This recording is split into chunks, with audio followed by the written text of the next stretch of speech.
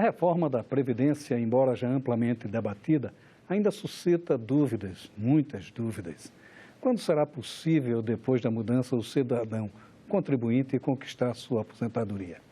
Esta certamente é a questão que mais tem inquietado as pessoas que estão próximas da aposentadoria. A resposta nem sempre é fácil. Atualmente, são 6 regras de transição criadas pelo governo. Cabe ao trabalhador analisar cada uma delas e ver em qual se encaixa. Para melhor explicar esta situação toda, vamos conversar com o Luiz Alberto dos Santos, consultor legislativo do Senado Federal. Bom, a primeira pergunta que a gente já poderia começar essa nossa conversa, que é uma dúvida minha, mas também de telespectadores aqui da TV Senado, a Cíntia Lameira, do Rio Grande do Sul, e a Cláudia Alves, de Minas Gerais, quando as regras de transição passam a valer?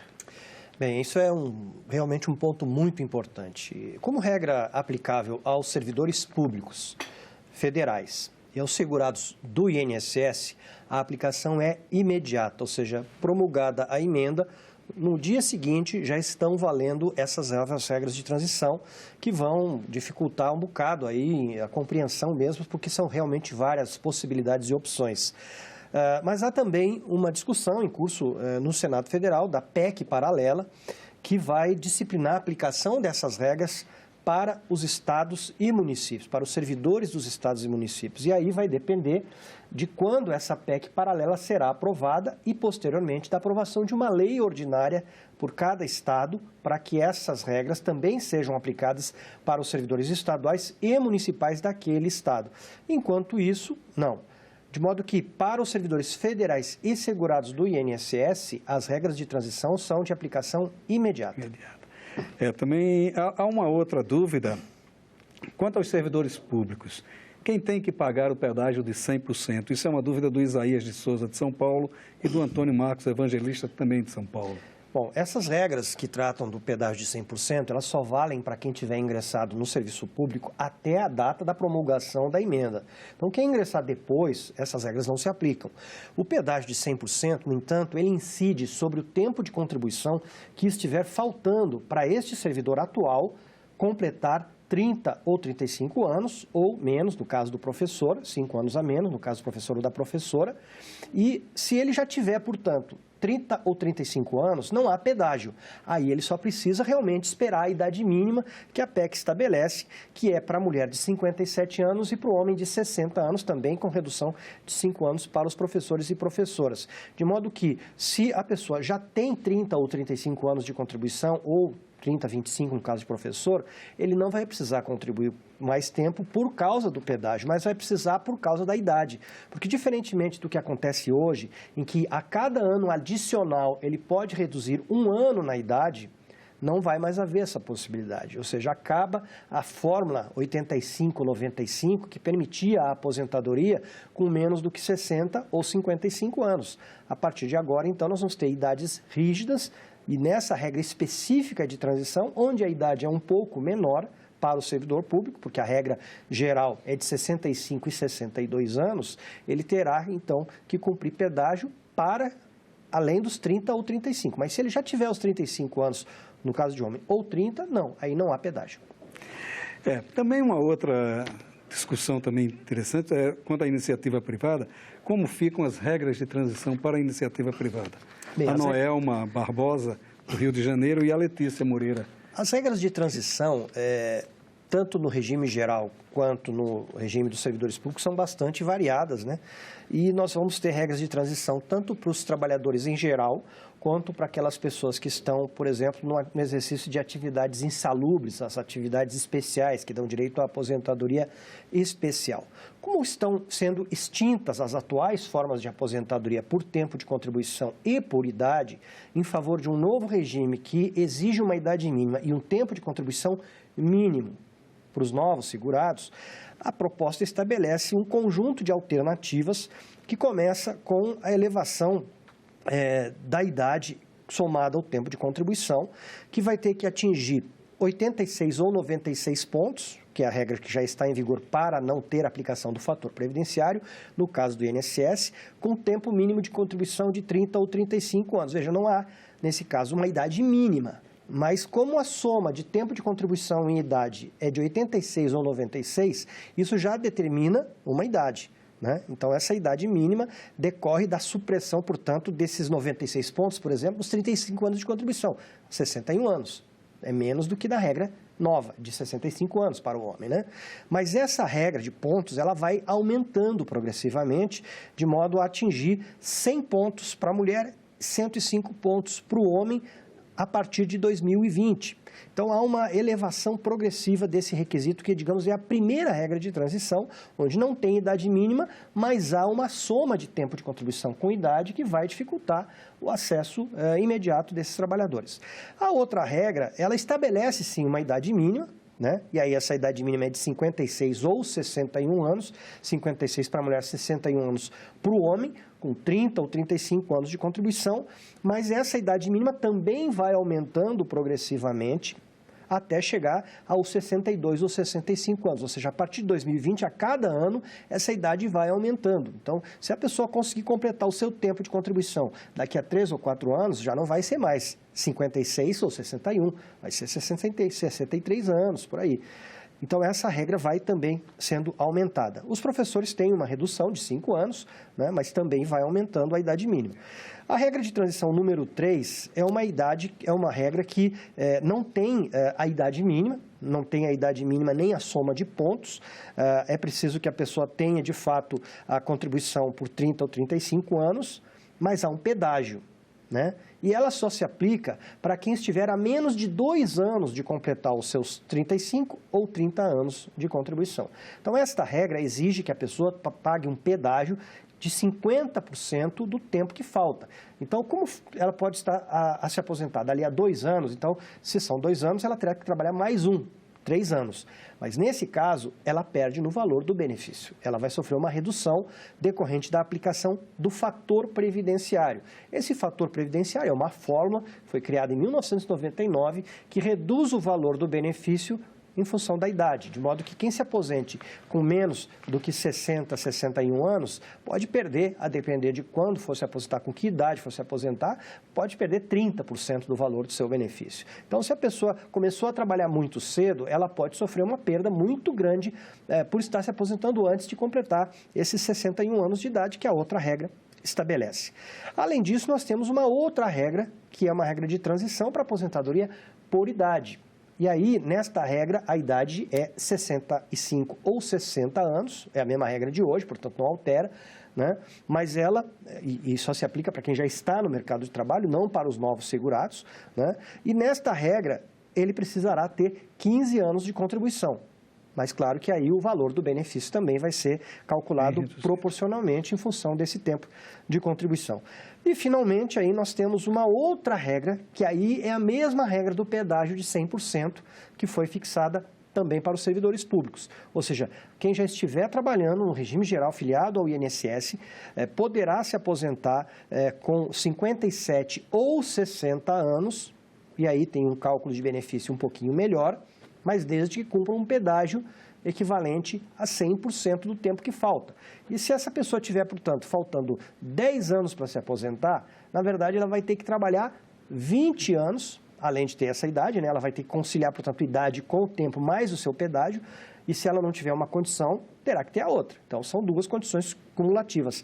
E, neste caso, aí sim, ela tem um pequeno ganho em relação ao valor do benefício. Mas é uma regra muito limitada, porque ela só é benéfica para quem tem, digamos assim, menos de 10 anos, né, 5 anos, por exemplo, faltando para se aposentar. Porque uma pessoa que faltar 15 anos para se aposentar, ela vai ter que trabalhar 30. Resultado, acaba não atendendo muita gente. Muita gente. A próxima pergunta, acho que a gente até já um pouco que respondeu, os professores, qual a transição ao pedágio de 100%, no caso dos professores, o Eduardo Henrique do Mato Grosso e a Leia Vieira do Rio de Janeiro. Os professores, eles tiveram um tratamento um pouco mais favorecido em relação à regra geral, até porque na Câmara dos Deputados esse foi um tema que causou muita polêmica, né? Os deputados optaram por, inclusive, aprovar emendas em plenário para garantir a diferença de 5 anos na aposentadoria do servidor ou do professor da rede privada em relação aos demais trabalhadores, né? Mas o professor também terá que cumprir o pedágio de 100% para ter direito à aposentadoria integral ou com base em 100% da sua média, mas desde que ele tenha as idades mínimas de 52 ou 55 anos, sobre o tempo de contribuição de 25 ou 30. Então, o pedágio vai ser calculado sobre um tempo menor do que aquele da outra regra. A questão dos parlamentares também, o que muda na regra para eles? É uma questão que tem também despertado muito debate e até mesmo gera uma certa indisposição da sociedade quando se fala de alterar regras que vão afetar as pessoas mais pobres, né?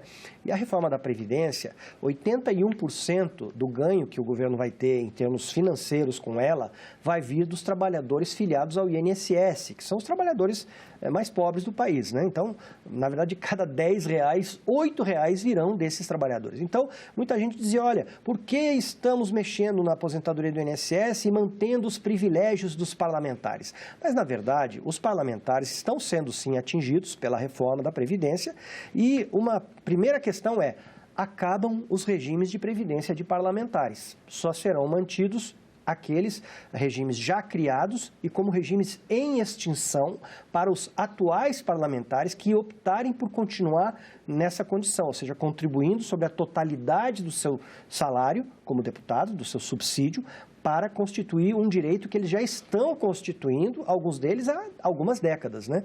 A última mudança importante que nós tivemos nas regras de aposentadoria dos membros do Congresso Nacional foi em 1998, com a vigência da lei que criou o Plano de Seguridade dos Congressistas, né?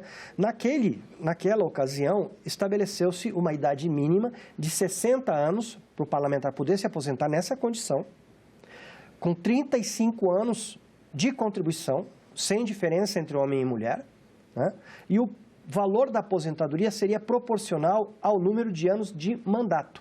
Então, para que ele recebesse a remuneração, o provento integral, ele teria que ter 35 anos de mandato. São muito poucos os parlamentares que conseguem esse tempo todo de atividade parlamentar, né?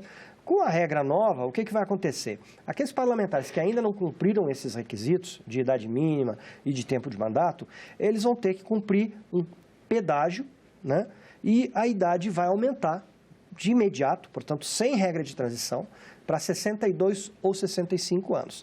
Então, aquele parlamentar que está hoje no curso do seu mandato, contribuindo para o seu regime previdenciário, ele vai poder continuar nesse regime, vai continuar contribuindo sobre a totalidade da contribuição da sua remuneração, e ele vai passar a ter, a partir dali, que cumprir um pedágio ainda, né? Um pedágio de 30% sobre o tempo faltante. Então, se ele precisava ter mais 10 anos de contribuição para poder se aposentar aos 60, ele não só vai ter que esperar até os 65, como se esses 10 anos vão ser aumentados em 3 anos, mais 3 anos. Então, só quando ele conseguir cumprir todos esses requisitos é que ele irá efetivamente se aposentar. A nossa próxima pergunta é se há regras diferentes para homens e mulheres. Eu acho que a gente já respondeu muita coisa. Por que há essa diferença? Essa é uma questão muito importante num país como o nosso. O Brasil ainda é um país onde há muita desigualdade de tratamento entre os homens e as mulheres no mercado de trabalho.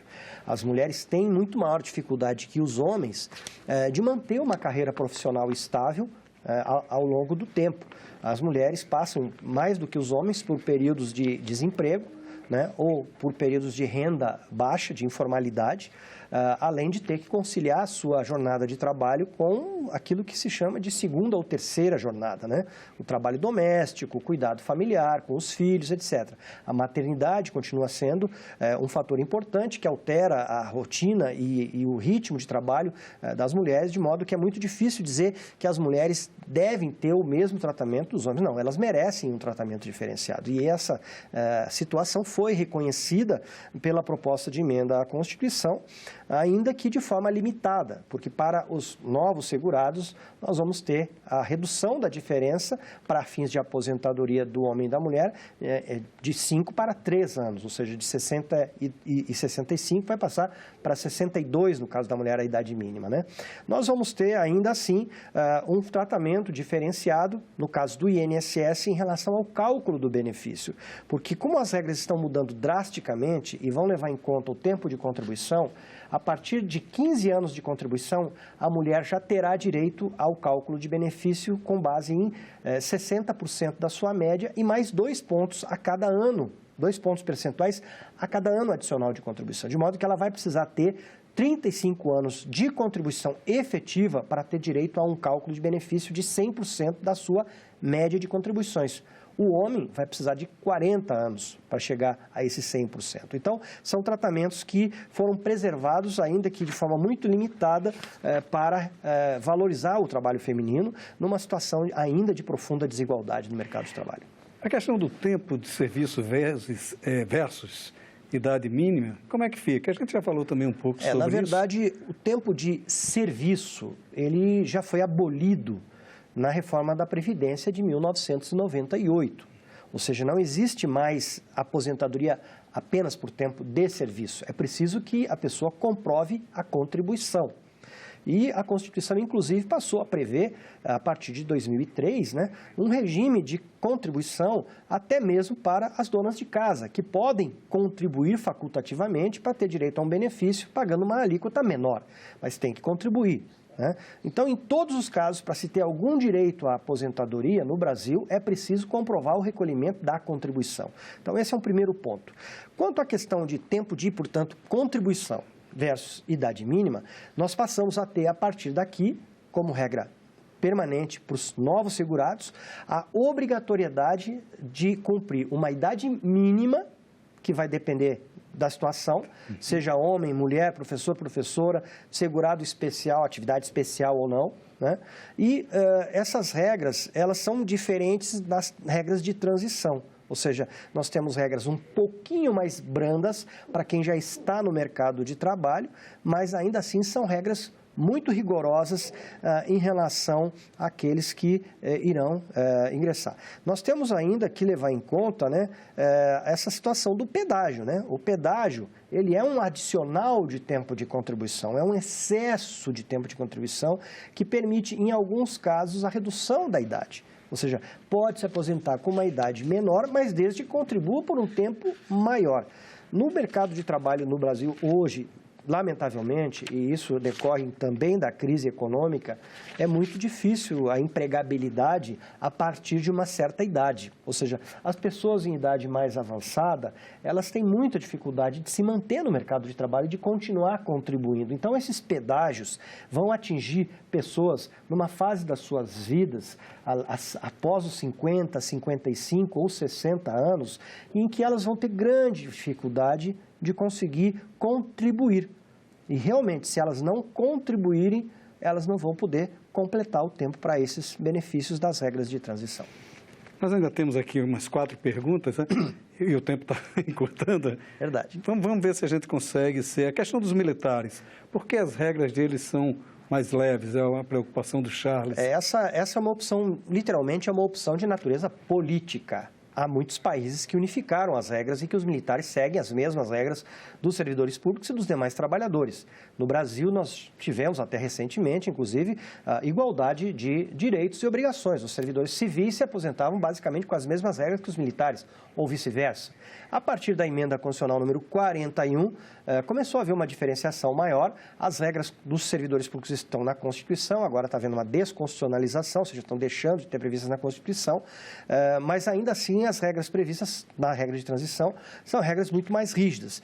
E isso por quê? Porque o governo optou por manter os militares protegidos de forma especial naquilo que ele considera, aquilo que ele chama de um sistema de proteção social, onde o militar não se aposenta, ou ele vai para a reforma, ou ele vai para a reserva, mas ele mantém a integralidade do seu provento, ou seja, a aposentadoria baseada no último valor de remuneração, e ele deixa também uma pensão integral para sua viúva, para os seus dependentes, diferentemente do servidor civil, que vai deixar uma pensão de valor reduzido.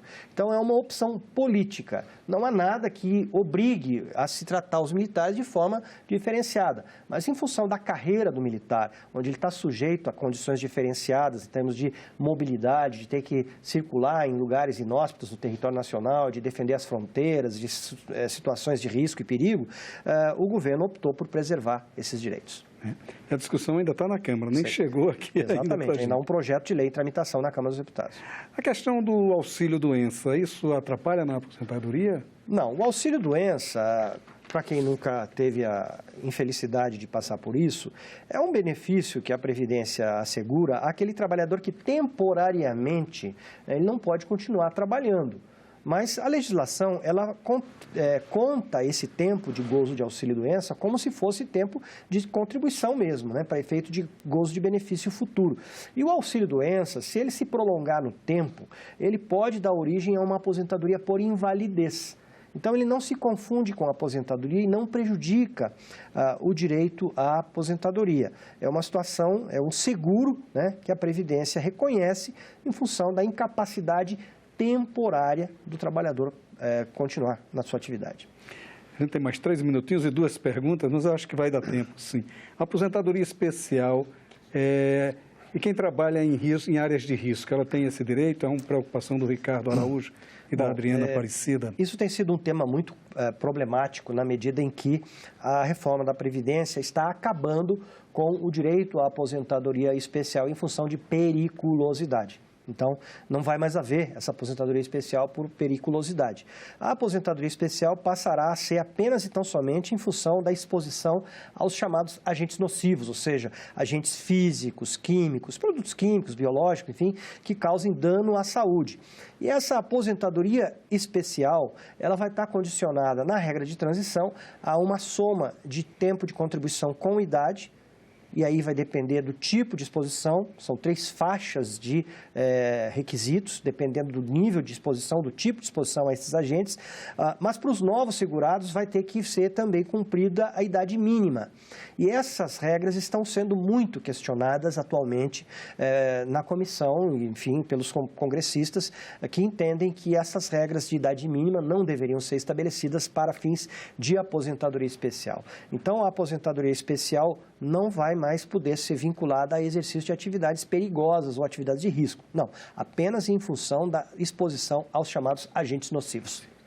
Fator previdenciário, né? Está valendo mesmo após a reforma? Acho que na verdade, o fator previdenciário, como também as atuais regras de cálculo do benefício, estão sendo extintas em função de uma nova regra que vai ter aplicação imediata. Então, o fator previdenciário deixa de existir, mas ele será aplicado numa única situação, que é aquela daqueles trabalhadores que optarem pela regra de transição com pedágio de 50% sobre o tempo faltante. Nesse caso, o fator previdenciário continuará sendo aplicado. E para aqueles trabalhadores, como eu disse, que tiverem menos do que 61, 62 anos, eles poderão sofrer uma perda muito grande, de mais de 30% até no valor do seu benefício. Mas para os demais trabalhadores, sejam os atuais, sejam os futuros, não existirá mais o fator previdenciário. As novas regras de cálculo estabelecidas, que definem que o valor do benefício vai depender do tempo de contribuição, vai ter um efeito semelhante, na verdade, ao do fator previdenciário. Porque se a pessoa tiver a idade, mas tiver um tempo de contribuição menor do que 40 anos no caso do homem, ou menor do que 35 anos no caso da mulher, ele vai sofrer uma perda que pode chegar a mais de 40%. Mas é uma mudança, de certa forma, brusca, né? Pode até suscitar algumas Isso certamente vai gerar ainda muitas discussões no âmbito, inclusive, do Poder Judiciário e aqueles direitos em fase de aquisição, os direitos de transição das pessoas que começaram a contribuir há 25, 30 anos atrás e que vão ser colhidas pela reforma com aplicação imediata e redução dos seus direitos, certamente vão acabar recorrendo ao Poder Judiciário no sentido de preservar esses direitos. Bom, Luiz, muito obrigado pela sua participação aqui no Cidadania. Foi muito esclarecedora a entrevista. Para rever essa e outras entrevistas, acesse a página da TV Senado na internet, senado.leg.br/TV. Inscreva-se em nosso canal no YouTube Para fazer algum comentário, crítica ou sugestão, telefone para o 0800 61 2211. É de graça. Obrigado pela sua atenção e até o próximo Cidadania.